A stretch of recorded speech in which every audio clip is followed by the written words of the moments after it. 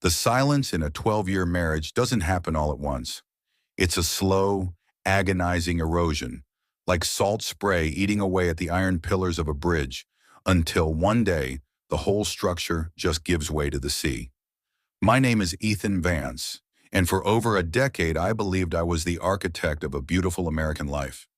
I spent my days in the grit and gray of the Columbus rail yards, managing the logistics of 1,000 moving parts. Also, my wife, Sarah, could live in the light. I was proud of her. When she started at Vane & Associates, I cheered. When she got her first big commission, we opened a bottle of champagne that cost more than my weekly grocery budget. I thought we were a team, but as I sat in our living room in Dublin, Ohio, on a humid Tuesday evening in April 2026, I realized I was just the foundation she was stepping on to reach something higher. Sarah was upstairs, the floorboards creaking under her hurried, excited pace. She was preparing for Julian Vane's 45th birthday gala. Julian, the man whose name was plastered on every sold sign in the high-end suburbs.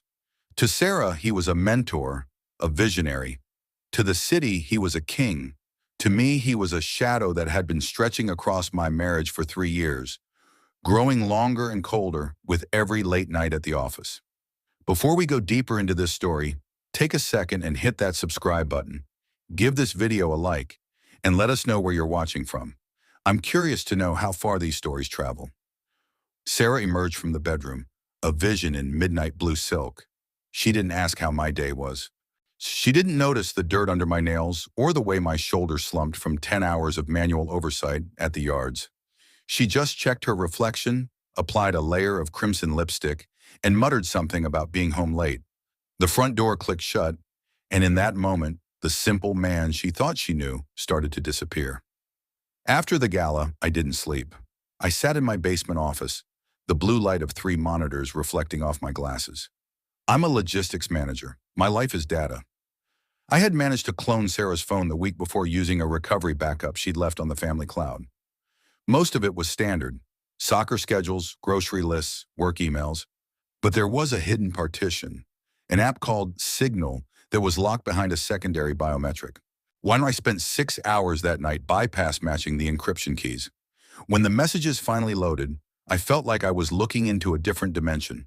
The messages between Sarah and Julian weren't just romantic, they were tactical. They spoke of the plan. They discussed how to liquidate our joint assets without triggering a red flag at the bank. Julian told her, "Ethan is a good provider, but he's a mule.